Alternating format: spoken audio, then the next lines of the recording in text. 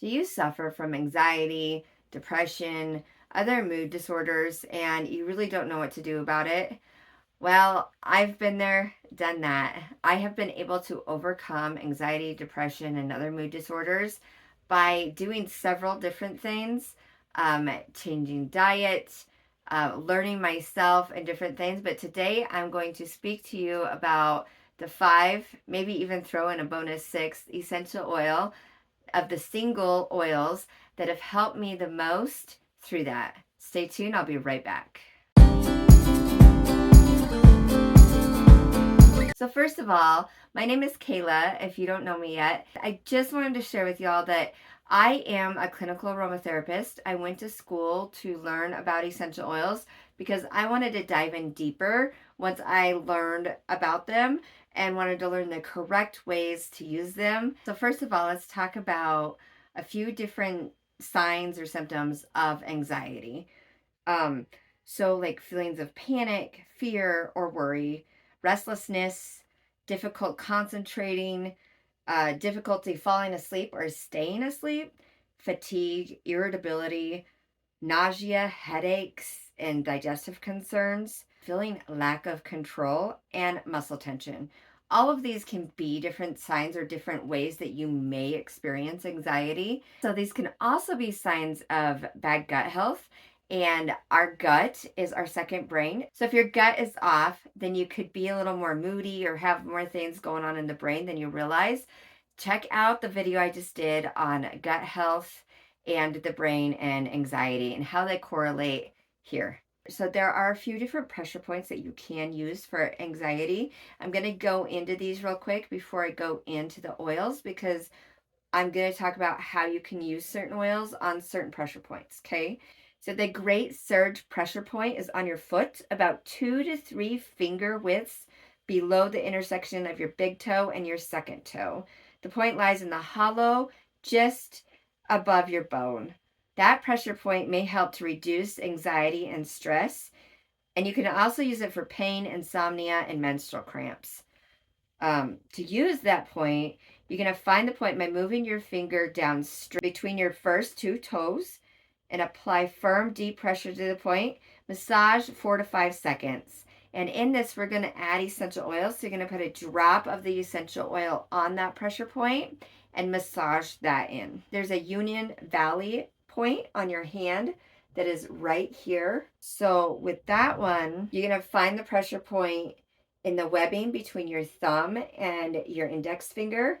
And stimulating this point is said to reduce stress, headaches, and neck pain. It can also help to induce labor. So you want to avoid this point if you're pregnant.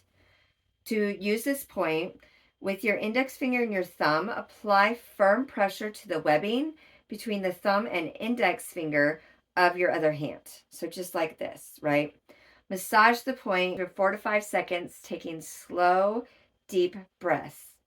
Okay, so now let's move on to the essential oils. So frankincense is an overall healing oil. It comes from the frankincense tree, generally an Omar, and it has been so helpful for me.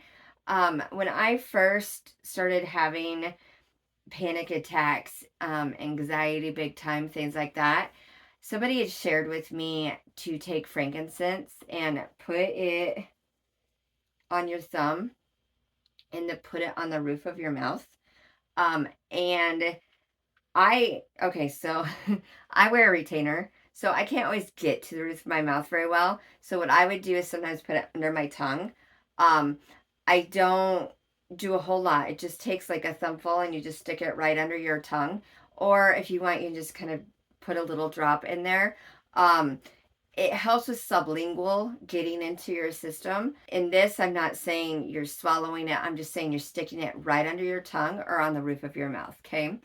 But there are constituents in frankincense that can really help with the calming and the relaxing and send those things to your brain that go, okay, we need to calm down now.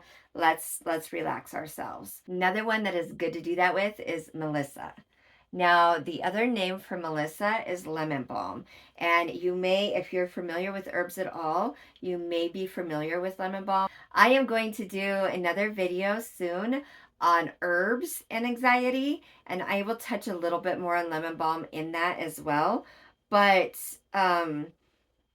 I use both the essential oil and the herbs. And you can use your thumb. Okay, same thing here. You can also use this and put it on the roof of your mouth, just like we did the frankincense.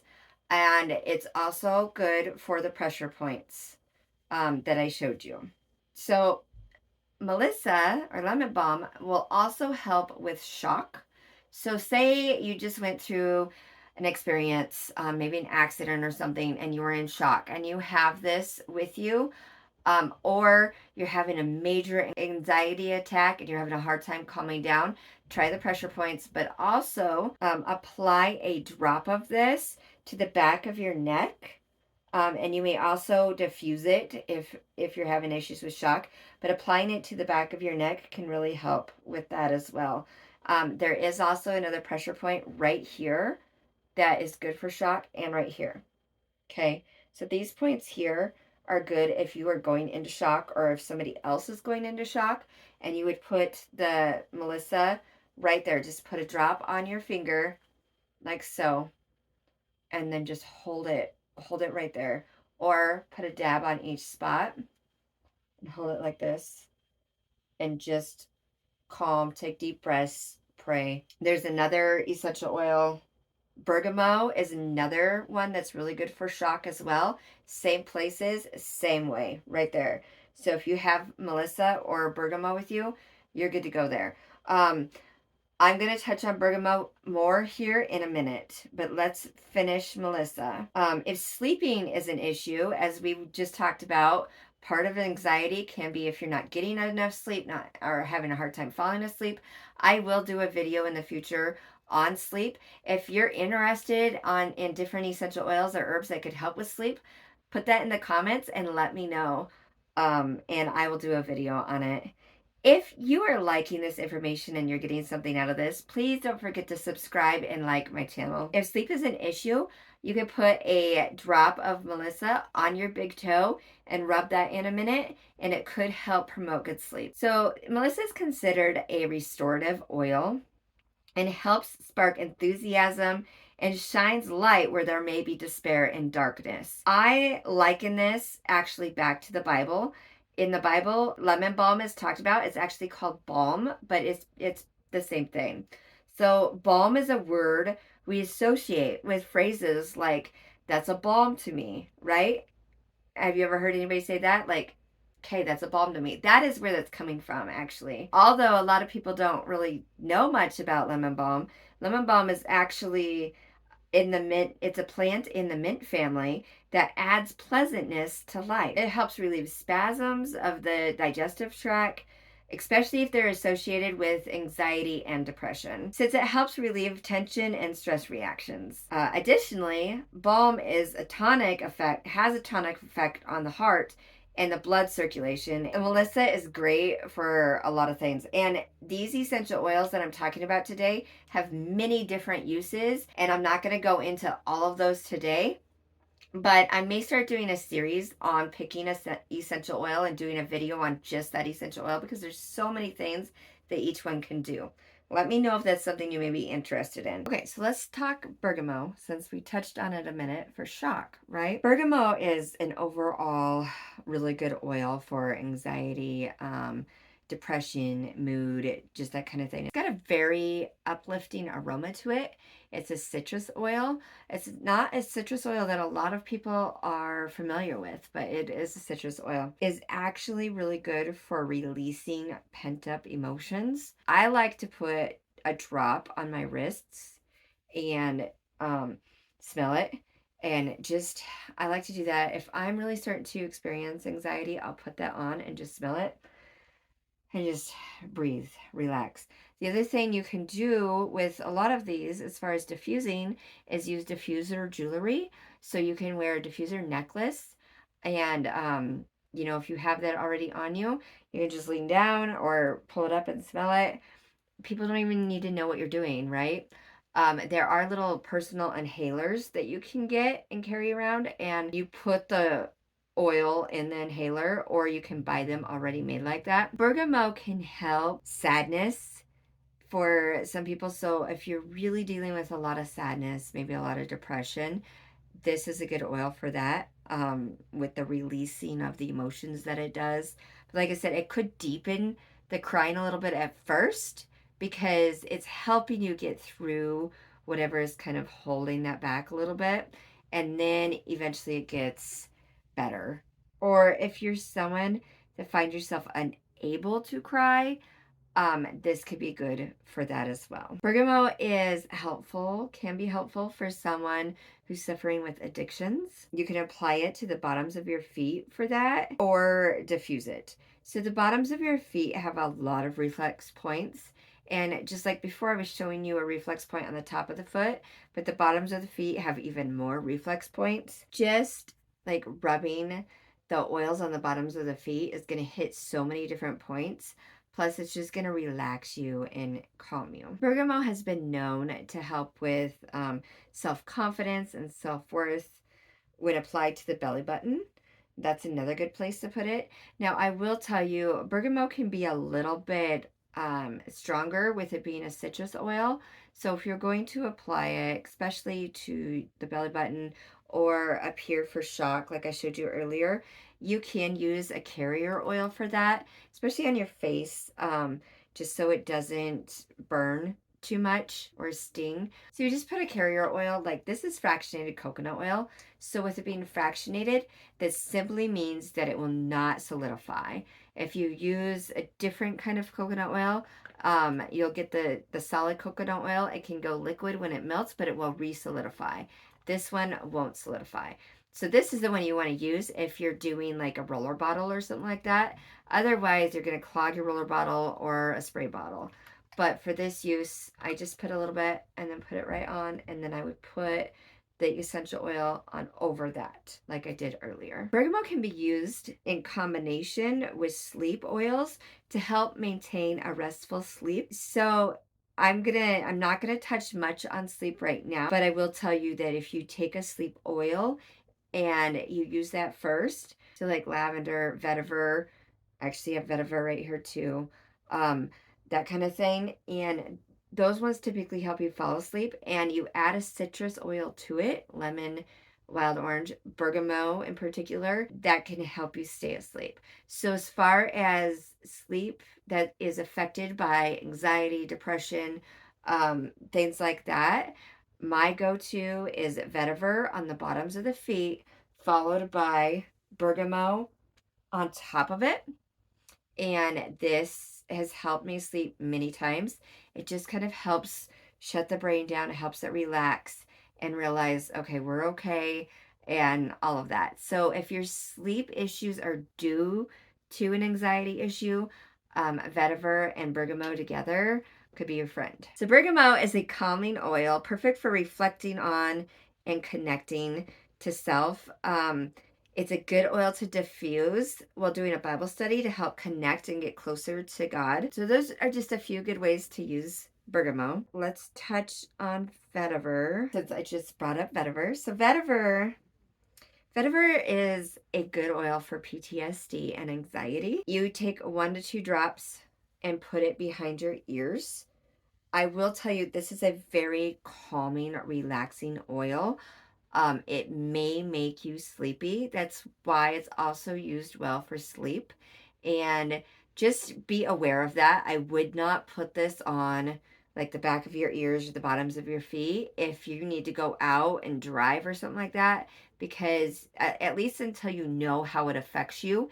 If it's in a blend, say you're blending this in a roller bottle with a bunch of different oils, it may be all right because there's not going to be quite as much. But again, do not go drive until you try that first and you know how it makes you feel, okay? Just a quick disclaimer there. But yes, so if you are in a place where, you can rest a little bit, and it may not even put you to sleep, but it just helps calm down those racing thoughts, and that just won't stop. You know what I'm talking about? A little bit of vetiver on the back of your neck, behind your ears, on the bottoms of your feet. I would pick one place. I wouldn't do all of those at once. The bottoms of your feet are such a great place to put the oils. But if you can't, you're not in a place where you can get to the bottoms of your feet or it's inconvenient for you, put a dab behind each ear, and that can help with calming. You could also diffuse this. So all of these you could diffuse. So just have a diffuser going in your home to help with that calming, relaxing atmosphere. So vetiver is a stabilizing oil. It helps center the mind and makes space for prioritizing and focus. So this is a good focus oil too. Can just help bring things back and kind of focus. And for some people, it may not make you sleepy at all. It may just help in focus. This has been used in some different ADHD blends to help with that. Everybody can react differently to oils, so you just need to try things and kind of see what works for you. So another one is lavender. So lavender is really good for stress and anxiety. You can apply 1 to 2 drops on your temples, like right here, to help with that. By the way, it can also perhaps relieve some headache tension, but um, it just helps with relaxing the body as well, and it can help with sleep. You can diffuse this. It's helpful for irritability. You put 1 or 2 drops on the pulse points that we talked about earlier. It's a very calming oil. It can be used to help you feel certain and collected through challenging communication. So if you're struggling with getting your thoughts out or talking to others about your feelings, lavender can be very helpful for that. And one more oil that I'm going to throw in there as a bonus because I love it is geranium. Now, I didn't used to love the smell of geranium actually at all. It's a flower, it's a little bit strong for me. But when I found out that geranium could be very helpful with separation anxiety, I really loved it. I don't, um, but I found, so when my son was younger, he used to have issues being separated from me at all. So if I had to leave him alone with anybody else, what I would do is take geranium and put a drop on my heart and put a drop on his heart. So I would hold him, put him in front of me, put a drop on both of on my fingers, and place it on both of our hearts, and then I would say a little prayer, and that really helped with just centering things and helping with the separation anxiety. It's kind of funny how it works, but it does help. And you can do that in any sort of instant. It doesn't have to be a little kid, but maybe you're struggling being away from somebody. Try that. I pair everything I do with prayer. You'll just learn that about me. It is a clarifying oil, and it reopens the heart to healing, love, and trust. It's another good one to use on those pulse points we talked about. Just helps overall release those feelings. So I could keep talking. There are so many different oils that can also do this. I think I'm going to do another video on oil blends. These are all single oils. There are several oil blends that can also help, but I don't want to make this video too long. So I'm going to stop it here. If you want to learn more about certain oils or a certain technique, please drop it in the comments and let me know, and I will do other videos to accompany this. You all have a blessed day, and I hope you got something out of this. If you're liking this, please subscribe and like my channel. Talk to you all later. Have a blessed day.